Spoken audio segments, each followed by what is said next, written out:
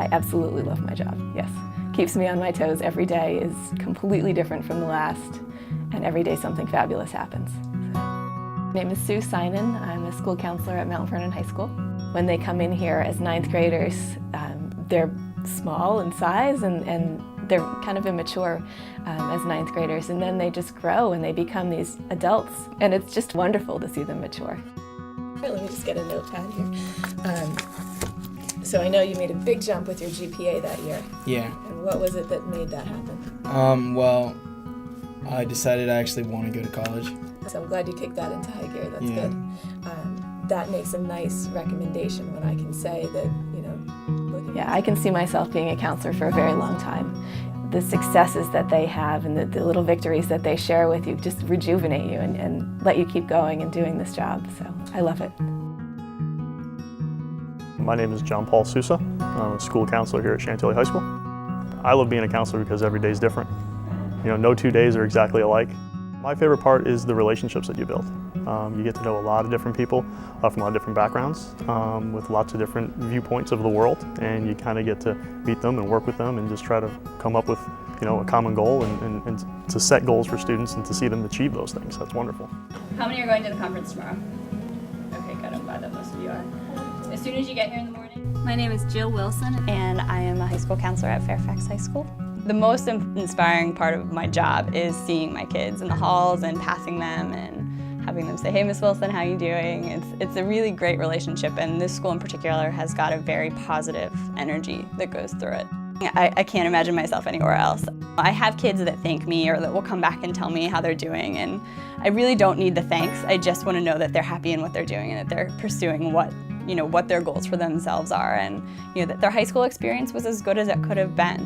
I think a lot of people don't realize exactly how important school counselors are to the makeup of a school. In addition to kind of supporting them academically, I definitely feel my role is to support them as a person as they're growing. Going to school every day is tough, and the relationships and the social side of being a teenager is very difficult. Especially these days with the economic issues, there's a lot of things that are weighing heavily on the students' minds, and they just need to unload them somewhere. So they need someone that can really advocate for them and look out for them and even just check in and make sure they're doing okay. I think sometimes people think that we can be Superman as counselors. We're dealing with lots of different issues and lots of different things all at the same time. So yeah, sometimes we feel like we got to put on the cape and go for it, Every once in a while I get a note from a student saying thank you for what you've done. I got one just this morning. I was so happy to see that.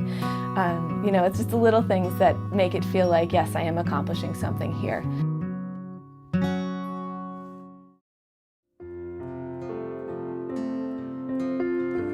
This was a climate where our property taxes had plunged, a real estate tax.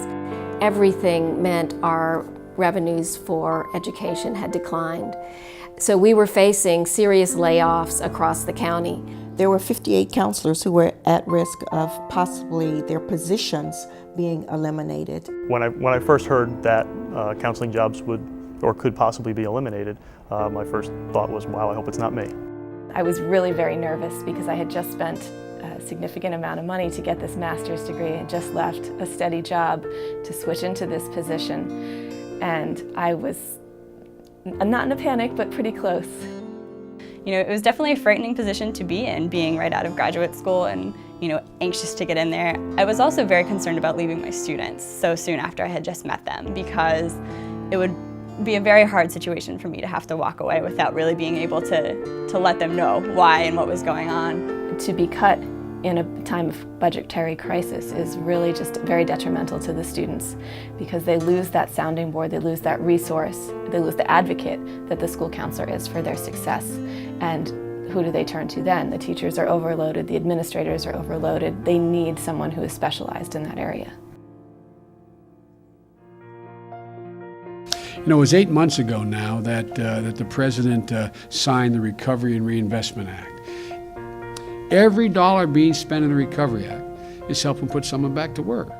Approximately 325,000 education workers are in the classroom today, ensuring that we once again can lead the world in education and not leaving our kids come up even shorter than they have been as a consequence of this Recovery Act. When I was notified that there was a possibility that the stimulus funding could be used to restore school counseling positions, one reaction was that of relief. But more importantly, I think my primary reaction was that it was an affirmation of the role of the school counseling in closing the achievement gap. At that time, the ability of the IDEA stimulus money became available.